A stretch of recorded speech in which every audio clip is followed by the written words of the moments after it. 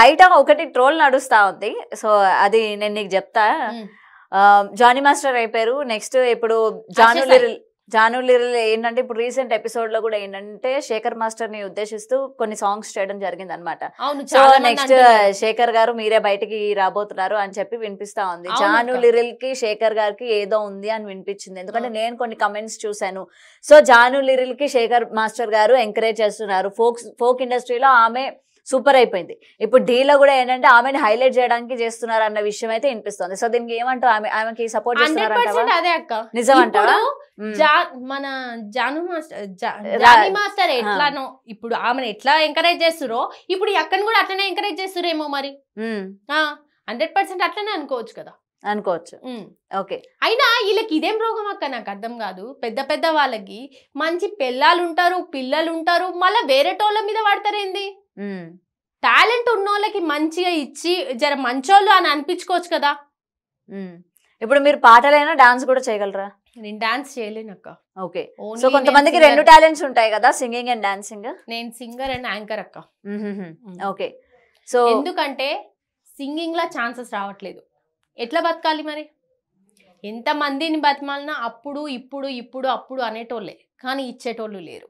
వాళ్ళకి కనీసం మనం గుర్తుకిట్లా రాం. అరే పలానా అమ్మాయి ఉంది, ఆ అమ్మాయికి ఎప్పటి నుంచో అడుగుతుంది, అమ్మాయికి ఒక పాట ఇద్దాము అని వాళ్ళకి అసలు కొంచెం కూడా అనిపించదు. ఇప్పుడు నేనే కాదు, ప్రతి ఒక్క అమ్మాయి, ఇప్పుడు టాలెంట్ ఉన్న ప్రతి ఒక్క అమ్మాయి గతి అంతే. ఈ ఛాన్సెస్ రావట్లే. ఇవన్నీ చిన్న చిన్న జాబులు చేసుకుంటున్నారు. అదే ఇప్పుడు అంతెందుకు అక్క, ఆ మౌనిక ఉంది, డింపుల్ మౌనికనే, ఒకప్పుడు ఎట్లా ఆడింది అసలు? ఆమె పేరు ఎట్లా వినిపించేది? వెంటనే ఆమెకి టోనీకి అందరికి లింక్ కట్టేసిరు. మంచిగా ఉన్నంత మాత్రాన లింకులు కట్టేస్తారు. కట్టేసినంత మాత్రాన ఇంకంతే, అక్కడ లైఫ్ ఎండ్.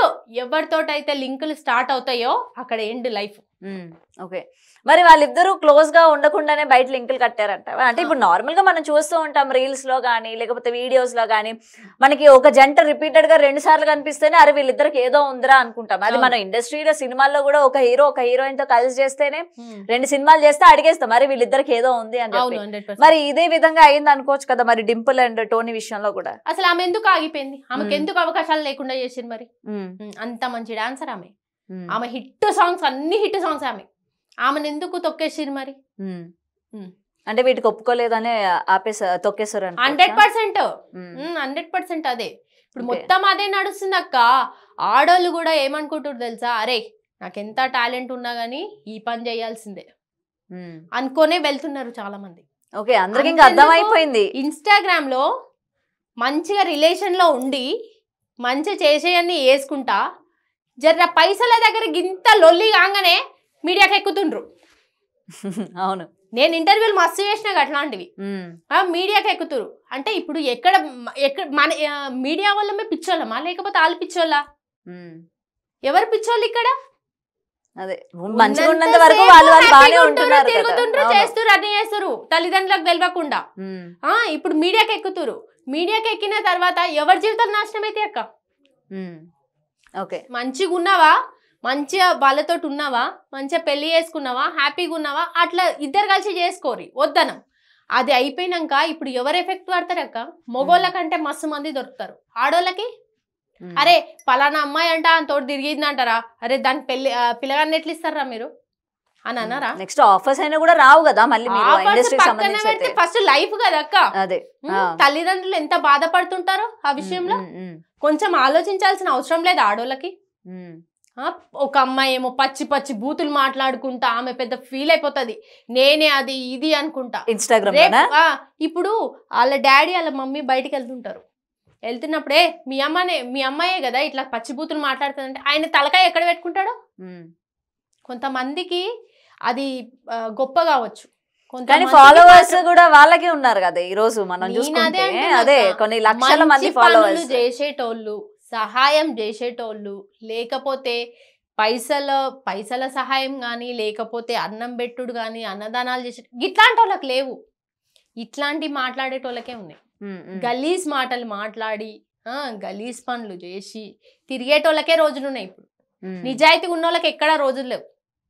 ఇప్పుడు నేను తిరిగి తిరిగి తిరిగి తిరిగి అనుకున్నా, నీ అమ్మ చల్ వేస్ట్ ఈ ఫోక్ ఇండస్ట్రీ, ఇక పాటలు పాడు వేస్ట్ అనిపించింది. కానీ నాకేంటంటే గోలు ఒక సాంగ్ హిట్ అవ్వాలి, నన్ను నేను నిరూపించుకోవాలి. ఎంతోమంది పాటలు పాడి ఆ డ్రామా శ్రీదేవి డ్రామా కంపెనీకి పోతున్నారు. నేను అంత మంచి సాంగ్ అన్నా, ఆ సాంగ్ అయిపోగానే గున్నా గున్నా మామిడి అది కూడా హిట్. నా సాంగ్ నేనెందుకు పోలేకపోతున్నా? నన్ను నేను క్వశ్చన్ వేసుకున్నా, నేను ఎందుకు పోలేకపోతున్నా అంటే నా వెనక సపోర్ట్ లేకనే కదా నేను పోలేకపోతున్నా. అండ్ అదే ఇప్పుడు శ్రీదేవి డ్రామా కంపెనీలోని న్యూ టాలెంట్స్ ఎంకరేజ్ చేస్తూ ఉంటారు. అండ్ ముఖ్యంగా ఫోక్ సింగర్స్ అందరినీ కూడా ఇంట్రడ్యూస్ చేసింది వాళ్ళే కదా బయటకి తీసుకొచ్చి. మరి నువ్వు ఎప్పుడు అప్రోచ్ అవ్వలేదా శ్రీదేవి డ్రామా కంపెనీ ప్రొడ్యూసర్ గానీ? లేకపోతే ఫస్ట్ సపోర్ట్ ఉండాలి. ఇప్పుడు ఎవరో వీటికి కూడా సపోర్ట్ ఉండాలా? 100% సపోర్ట్ ఉండాలి. ఇప్పుడు ఒక అతను ఉన్నాడు అంటే అరే ఇప్పుడు పోనీ అన్న అనుకో, ఒక అన్న అనుకో, మా చెల్లె ఇట్లా పాట పాడింది, ఇన్ని పాటలు పాడింది అని తీసుకెళ్లేటోళ్ళు ఎవరైనా ఉండాలి. నాకు అట్లా కూడా లేరుగా. ఇప్పుడు సాంగ్ ఫేమస్ అయినప్పుడు వాళ్ళే కాంటాక్ట్ అవుతూ ఉంటారు కదా. మరి ఇప్పటి వరకు అవ్వలేదు అక్క. నన్ను నివృత్తి వైబ్స్ లో వచ్చిన ప్రతి ఒక్క పాట అక్కడ కనిపిస్తుంది శ్రీదేవి డ్రామా కంపెనీలో. ఇప్పటి వరకు నాది ఓన్లీ మన ఇది దేక్తాడి హారిక మాత్రమే శేఖర్ మాస్టర్ ముందట సాంగ్ వేసింది అంతే. కనీసం ఆ పాట పాడింది ఎవరని కూడా ఎవరు అడగలేదు. ఓకే. అండ్ ఇప్పుడు దీని గురించి మనం మాట్లాడుకుంటే మల్లిక్ తేజ ఫోక్ ఇండస్ట్రీ అందరికీ ఆయన పరిచయం, అంటే పరిచయం అవసరం లేదు పెద్దగా, ఆయన పేరు కూడా ఫోక్ సాంగ్స్ అట్లనే వైరల్ అవుతూ ఉంటాయి. అండ్ వాళ్ళిద్దరు కూడా ఇప్పుడు నువ్వు ఇందాక ఏదైతే అన్నావో అమ్మాయిలు ఇద్దరు రిలేషన్ లో బాగానే ఉంటారు, ఎక్కడ చెడుతుందో ఏంటో మీడియాకి ఎక్కుతూ ఉన్నారు అని చెప్పావు. మరి ఇదే ఇన్సిడెంట్ వీళ్ళ విషయంలో కూడా జరిగిందంటావా?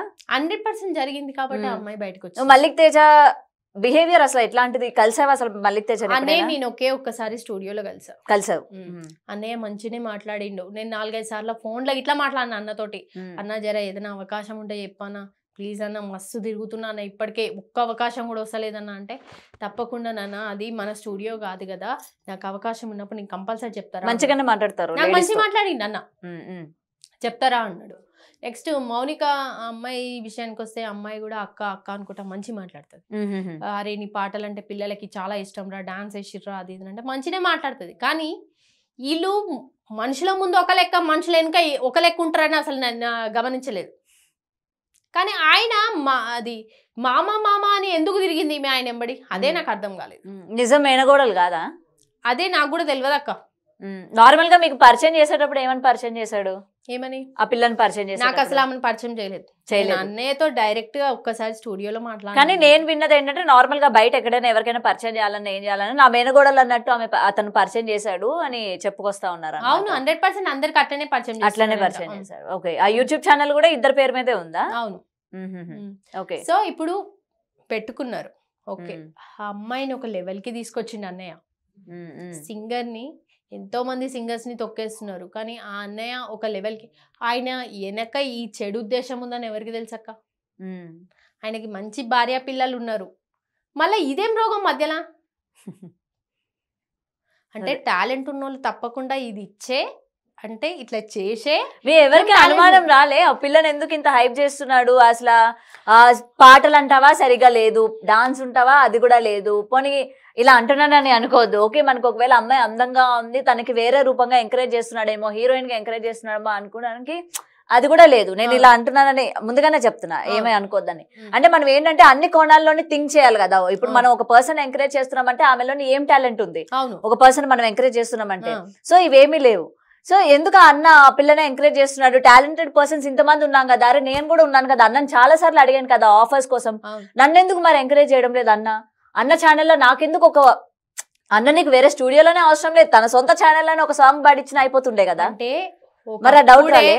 ఒకప్పుడే చాలా మంది అనుకున్నారు అక్క వాళ్ళిద్దరికి రిలేషన్ ఉందని. చాలా మంది అనుకున్నారు. అందరికి తెలుసా ఆయనకి పెళ్ళైన విషయం? పెళ్ళైన విషయం తెలుసా? చాలా మందికి తెలుసు, ఎందుకు తెలియదు? ఇప్పుడు పెళ్ళైన భార్య పెట్టుకొని ఆమెతో తిరుగుతున్నాడు అంటే మరి భార్య ఏం చేస్తుంది అక్క? రైట్. ఇప్పుడు ఒక ఛానల్ ఓపెన్ చేశారు, ఇద్దరు పేరు మీద ఒక ఛానల్ ఓపెన్ చేస్తారు ప్రతి సాంగ్స్. ఇప్పుడు మనమే ఒక మనిషితోనే 2 సార్లు కనిపిస్తే మనకు అనుమానం వస్తుంది. బట్ అలాంటిది ఒక హస్బెండ్ ఆ పిల్లని పెట్టుకొని యూట్యూబ్ ఛానల్ పెట్టుకొని ప్రతి సాంగ్ ఆమెతోనే చేస్తున్నప్పుడు వైఫ్ కి డౌట్ రాలేదా? ఎందుకు రాలేదు? వైఫ్ కి ఏమైనా చెప్పాడా, చెల్లనో అక్కనో? అది మరి అట్లా చెప్పుంటే డౌట్ వచ్చి ఉండదు, పాయింటే కదా. మరి అట్లా ఏమైనా చెప్పుంటాడా? మీరు ఎప్పుడైనా కలిసారా వాళ్ళ వైఫ్ ని? నేను ఎప్పుడు కలవలే. లేదు. నేను ఇండస్ట్రీ ఇప్పుడు ఫోక్ ఇండస్ట్రీకి చాలా తక్కువ. నేను చెప్తున్నాను కదా, మోస్ట్లీ నేను అట్లా తిరిగి తిరిగి తిరిగి పిచ్చిదాన్ని అయిపోయినా. ఈ అమ్మ రావు, ఈ అవకాశాలు రావు, ఇలాంటి వాళ్ళకే ఉంది రోజులు. ఇప్పుడు సడన్గా ఆ రోహిణి అనే అమ్మాయి, ఆ వాగ్దేవి అనే అమ్మాయి, అట్లనే కొంతమంది సింగర్స్, చాలామంది సింగర్స్, మన లక్ష్మి అక్క, లావణ్య అక్క, మన అక్క పేరు ఏం పేరు, ప్రభా అక్క, వీళ్ళందరూ సడన్గా హైప్ అయిపోయారు. సో ఇంకా రావు ఛాన్సెస్, నా వల్ల కాదు ఈ తిరగడం అనుకొని సడన్గా ఆగిపోయినా నేను.